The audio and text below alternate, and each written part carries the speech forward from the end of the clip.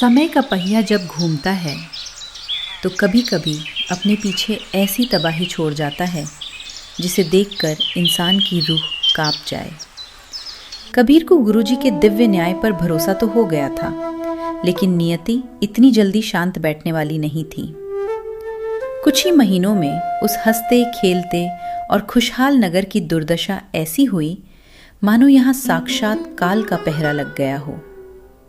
आसमान से बरसती आग ने धरती की छाती को फाड़ दिया था। चारों तरफ सूखा था, जमीन बेजान हो चुकी थी। जो हरी भरी नदियां कभी कलकल कर बहती थी, वे अब सूखकर कीचड़ का ढेर बन चुकी थी और किनारे पर तड़पती बेजुबान मछलियां पानी की नहीं बल्कि इस दर्द से मुक्ति की भीख मांग रही थी। नगर की गलियों में अब कोई रौनक नहीं थी, सिर्फ एक डरावना सन्नाटा था। घर टूटे पड़े थे और उन चौखटों पर बैठे मासूम बच्चे और लाचार बूढ़े भूख और प्यास से तड़प रहे थे। पर आफत सिर्फ इतनी नहीं थी। नगर में एक ऐसी रहस्यमयी महामारी फैली जिसने इंसानों के शरीरों को काले धब्बों से भर दिया। हर घर से सिर्फ खांसने और अपनों को खोने की सिसकियां गूंज रही थीं। जहां अपनों ने ही छूत के डर से अपनों को मरने के लिए छोड़ दिया था, वहां नगर का कण कण बस इस तबाही के थमने का इंतजार कर रहा था। राम, कबीर, बाहर हवाओं में मुझे सिर्फ बेसहारा मासूमों का रोना सुनाई दे रहा है। नगर की ये दुर्दशा मुझसे देखी नहीं जाती। लेकिन याद रखना, जब रात सबसे घनी होती है, सुबह का उजाला उतना ही नजदीक होता है। ये कोई दैवीय प्रकोप नहीं, बल्कि हमारे विश्वास की परीक्षा है। पितृदेव, आप व्याकुल ना हो। आपकी दी करुणा की सीख इस राम के जीते जी कभी नहीं मरेगी। जहां छूत के डर से अपनों ने ही अपनों को तड़पने के लिए छोड़ दिया है, वहां आपका ये पुत्र उनकी आखिरी सांस तक ढाल बनेगा। चाहे मेरी जान ही क्यों ना चली जाए, पर आपके संस्कारों पर कोई आंच नहीं आने दूंगा। राम भैया का सेवा भाव महान है पिताश्री, लेकिन सिर्फ आंसू बहाने से ये सूखा और महामारी का तांडव नहीं थमेगा। इस भयंकर दुर्दशा के पीछे कोई न कोई भौतिक सच छिपा है। जब तक हम उस सच की जड़ तक नहीं पहुंचेंगे, ये बर्बादी पूरे नगर को निगल जाएगी। मुझे इसका कारण ढूंढना ही होगा। जहां एक तरफ इस सूखे और बीमारी ने इंसानों को बेबस कर दिया था, वहीं दूसरी तरफ कुछ ऐसे भी थे जो इस आपदा में अपने फायदे का अवसर ढूंढ रहे थे।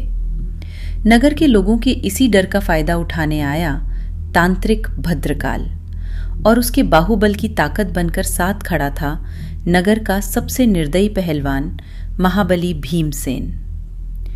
जब इंसान की बुद्धि काम करना बंद कर देती है, तब अंधविश्वास का ये काला खेल और भी ज्यादा खतरनाक हो जाता है। मूर्ख नगरवासियों, अपनी इस दुर्दशा को देखो। आसमान से बरसती ये आग, ये सूखा और ये महामारी कोई साधारण बीमारी नहीं है। ये तुम्हारे कुल देवता का भयंकर क्रोध है। तुमने देवताओं का अपमान किया है और अब ये नगर श्मशान बनकर ही थमेगा। बाबा भद्रकाल, मुझे बचाइए। मेरा सारा धन, मेरा अनाज गोदामों में बंद है, पर इस सूखे और महामारी से मैं खुद मर रहा हूं। मेरी रक्षा कीजिए। इसका केवल एक ही उपाय है जमींदार साहब। आने वाली अमावस्या की काली रात को इस नगर के चौराहे पर एक बच्चे की महाबलि देनी होगी। तभी देवताओं का क्रोध शांत होगा और पानी बरसेगा। और हां, इस महापूजा के लिए नगर के हर एक घर से एक एक सोने का सिक्का मेरे पास आना चाहिए। अगर किसी ने मना किया तो देवता उसे उसी क्षण भस्म कर देंगे। सुन लो रे नगरवासियों, बाबा भद्रकाल का आदेश साक्षात विधाता का आदेश है। जिसके घर से सोना नहीं निकला या जिसने इस बलि के बीच में आने की जुर्रत की, उसकी खोपड़ी मैं इसी भारी मुकद्दर से चूर चूर कर दूंगा। अपनी भलाई चाहते हो तो चुपचाप अपना सोना हमारे हवाले कर जहां पूरा नगर तांत्रिक के खौफ से एक शब्द बोलने से भी डरता था, वहीं गुरुजी के दोनों पुत्र नगर की रक्षा के लिए निकल पड़े थे। एक तरफ राम प्यास से मरते हुए लोगों को पानी पिला पिलाकर उनकी टूटती सांसें बचा रहा था, तो वहीं दूसरी तरफ कबीर गुरुजी के आदेशानुसार बूटी की तलाश में निकल पड़ा था। कोसों दूर चलने और लगातार 2 दिन का कठिन सफ़र तय करने के बाद आखिरकार कबीर को वो हरा भरा और रहस्यमय जंगल मिल ही गया, जहाँ लोगों का जीवन बचाने वाली वो जड़ी बूटी मिलने वाली थी। कबीर उसकी खोज में जंगल में काफ़ी अंदर तक आ पहुँचा था। पिताजी के कहे अनुसार वो बीमारी को मिटाने वाली जड़ी बूटी यहीं कहीं आसपास होनी चाहिए। चलो थोड़ा और आगे जाकर देखता हूँ, शायद आगे ही मिल जाए। कबीर बस कुछ ही दूर आगे चला ही था कि अचानक घने पेड़ों के पास उसकी नज़र एक जगह ठहर गई। सामने एक विशाल प्राचीन पेड़ की छांव में नीली हरी रोशनी बिखेरती हुई दिव्य जड़ी बूटी जगमगा रही थी। यह देखते ही कबीर की आंखें खुशी से चमक उठीं और उसने राहत की एक ठंडी सांस ली। हे ईश्वर, तेरा कोटि कोटि धन्यवाद जो तूने मेरी पुकार सुन ली और मुझे इस दिव्य बूटी तक पहुंचा दिया। अब मेरे नगरवासियों का जीवन संकट से उबर जाएगा, हम सबकी जान बच जाएगी। कबीर अभी उस तालाब को पार करने की सोच ही रहा था कि तभी सामने बनी अंधेरी गुफा की गहराइयों से हवा में तैरती एक खौफनाक आवाज गूंज उठी। ठहर जा माना, आगे बढ़ा तेरा एक भी कदम तेरी आखिरी भूल होगी। इस पाताल गुफा की चौखट पर आज तक जिसने भी पैर रखा है उसकी हड्डियां भी वापस लौट कर नहीं जा सकी। गुफा की वो दहलाती हुई हुंकार सुनते ही कबीर के बढ़ते कदम जमीन पर वहीं जम गए। गुफा के पास थमी वो जड़ी बूटी अचानक हवा में गायब हो गई और मानो मौत खुद कबीर के सामने खड़ी होकर उसकी सांसों का हिसाब मांग रही हो। ये कैसी मायावी शक्ति है। मेरी आंखों के सामने जगमगाती हुई जड़ी बूटी अचानक हवा में ओझल कैसे हो गई? इस सूने जंगल में ये कैसा छलावा रचा जा रहा है? कौन हो तुम जो इस गुफा में छुपकर काल का खेल रच रहे हो? हिम्मत है तो सामने आओ। सामने आने की बात करता है माना, मैं चाहकर भी तेरे सामने नहीं आ सकता, क्योंकि इस गुफा के अंधेरे और इस पाताल धाम से मुझे भयानक शाप मिला हुआ है। भयानक शाप? कौन हो तुम और किस पाप या भूल की सजा में इस पाताल गुफा के अंधेरे में बंद हो? मेरी कथा जानने निकलेगा तो तू भी मेरी रूह के साथ लिपट जाएगा।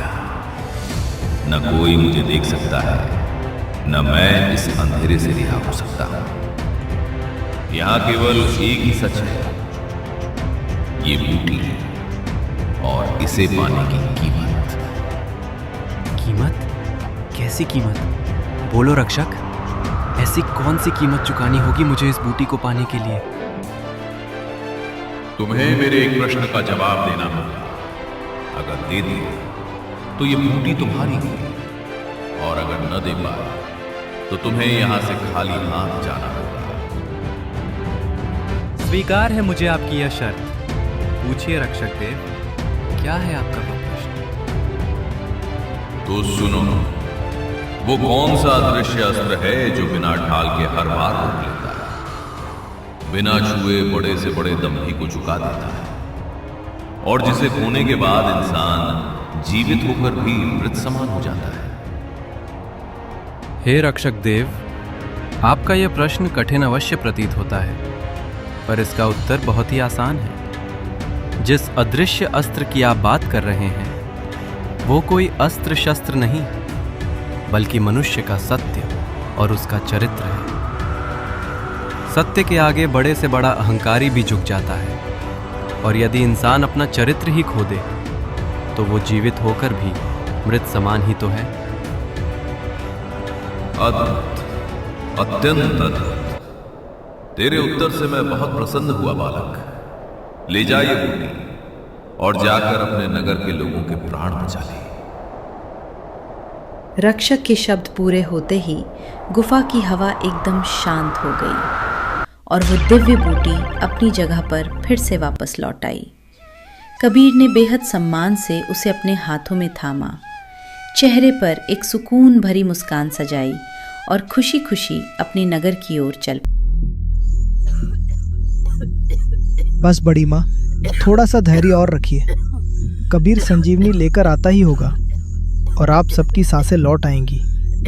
मृत्यु भी हार मानकर लौट जाएगी।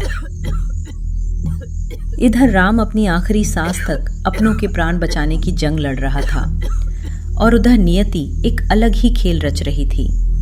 बूटी हाथ में होते हुए भी कबीर उस भयानक जंगल की भूलभुलैया में रास्ता भटक चुका था। ये क्या छलावा है? मैं बार बार लौटकर भला इसी मोड़ पर क्यों आ जाता हूँ? ऐसा लग रहा है मानो ये जंगल मुझे रोकने की साजिश कर रहा है। वहां राम भैया और नगरवासी मेरी राह देख रहे होंगे और मैं यहाँ इस मायावी जंगल के जाल में उलझ कर रह गया हूँ। कबीर की बात खत्म होते ही अचानक जमीन थरथराने लगती है और एक भारी विकराल राक्षस कबीर के ठीक सामने आकर खड़ा हो जाता है। उसकी आंखें लाल अंगारे की तरह चमक रही हैं। कितने अरसे से इस जंगल में केवल सूखी छाल और जंगली जानवर खाकर गुजारा कर रहा था। आज ईश्वर ने खुद मेरे सामने इतना कोमल शिकार भेजा है। आज तेरा गर्म खून पीऊंगा और तेरे ताजा मांस से अपने पेट की हवस मिटाऊंगा। राक्षस की बातें सुनते ही कबीर के रोंगटे खड़े हो जाते हैं। वो बिना एक पल भी गवाए भागने के लिए मुड़ा ही था कि राक्षस अपनी विशाल डरावनी हथेली आगे बढ़ाता है और भागते हुए कबीर को दबोच लेता है। छोड़ो मुझे, जाने दो मुझे। चले जाना, इतनी भी क्या जल्दी है बालक? पहले मेरे पेट की आग तो बुझा दो। आज बरसों बाद तेरे जैसा ताजा शिकार हाथ लगा है। पहले मेरी भूख तो मिटा दो, इसके बाद तुझे जहां जाना होगा वहां चले जाना। जंगल में कबीर को इतने बड़े संकट में फंसते ही दूर आश्रम में गुरुजी की आंखें अचानक झटके से खुल गईं। हे ईश्वर, मेरे दोनों पुत्रों की रक्षा करना। न जाने क्यों मेरा दिल किसी बुरे साए की आहट महसूस कर रहा है। प्रभु, मेरे बच्चों पर अपनी दया बनाए रखना। मुझे खाकर तुम्हें क्या मिलेगा? दया करो, मुझ पर दया करो। दया?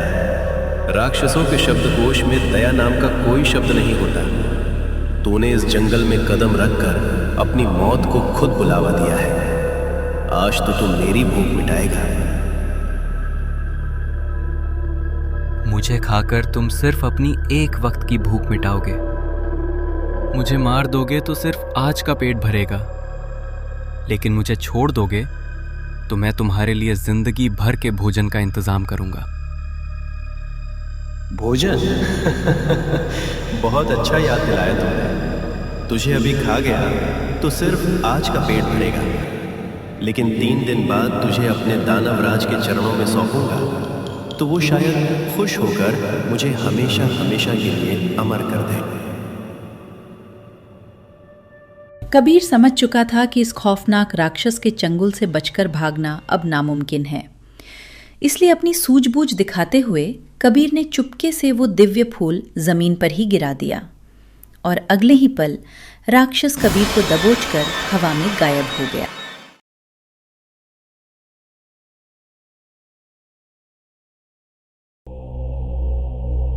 तांत्रिक महाराज, महा अनर्थ हो गया। जिस बीमारी से हम पूरे नगर को खत्म करना चाहते थे, लगता है उस साधु के पुत्र हमारे किए कराए पर पानी फेर देंगे। उसका एक पुत्र तो नगर में लोगों की सेवा में लगा हुआ है और उसका दूसरा पुत्र, जिसका नाम कबीर है, सुना है वो भस्मगिरी के भयानक जंगल से कोई ऐसी जड़ी बूटी लाने गया है जिसे छूने मात्र से शरीर का सारा दुख दूर हो जाता है। क्या कहा तुमने? भस्मगिरी का जंगल? सेठ, फिर तो तुम बेफिजूल घबरा रहे हो। उस जंगल में जो एक बार कदम रखता है वो कभी जिंदा लौटकर नहीं आता। वहां के मायावी साए उस कबीर को वहीं खत्म कर देंगे। उसका वहीं खेल खत्म हो जाएगा, समझो। सेठ जी, गजब हो गया, अनर्थ हो गया। गांव के सभी लोग एकदम ठीक हो गए हैं। वो कबीर तो भस्मगिरी के जंगल में ही रह गया, लेकिन वहां से एक दिव्य पक्षी उड़ता हुआ आया और उसने चमत्कारी फूल की खुशबू पूरे गांव में फैला दी। देखते ही देखते पूरे गांव की बीमारी गायब हो गई।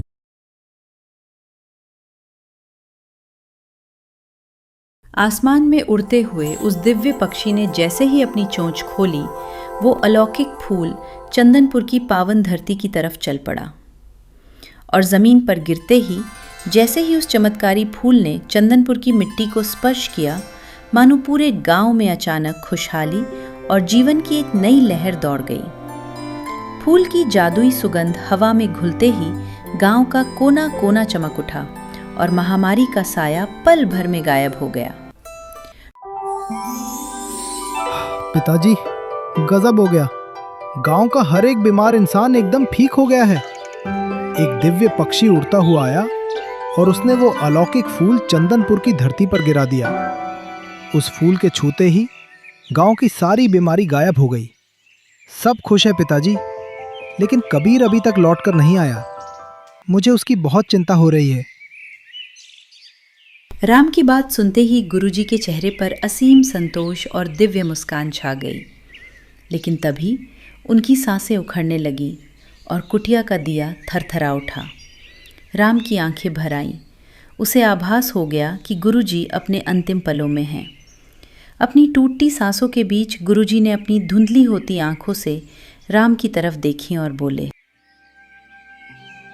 राम, मेरा समय अब पूरा हो चुका है पुत्र। मेरा शरीर अब मेरा साथ छोड़ रहा है, लेकिन तुम्हें टूटना नहीं है।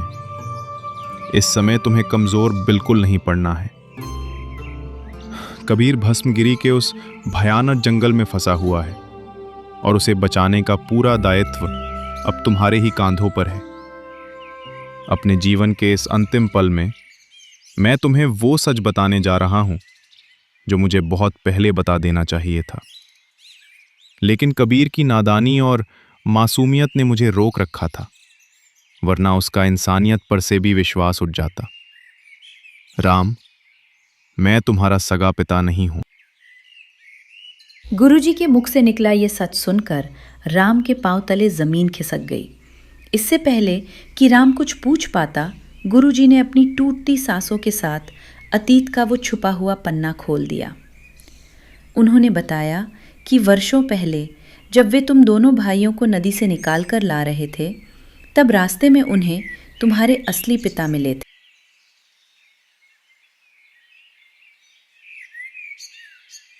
गुरुजी, आप मेरे पुत्रों को अपने साथ ले तो जा रहे हैं, लेकिन जाते जाते मुझे एक वचन दीजिए। मुझे वचन दीजिए कि आप इन्हें कभी नहीं बताएंगे कि इनका पिता मैं हूं। इस अभागे पिता का नाम और पहचान हमेशा हमेशा के लिए इनसे छुपा कर रखेंगे गुरुजी, क्योंकि मेरी पहचान ही इनका सबसे बड़ा दुर्भाग्य बन जाएगी। कैसा धर्म संकट खड़ा कर दिया तुमने। एक पिता अपनी ही संतान के लिए इतना निष्ठुर कैसे हो सकता है।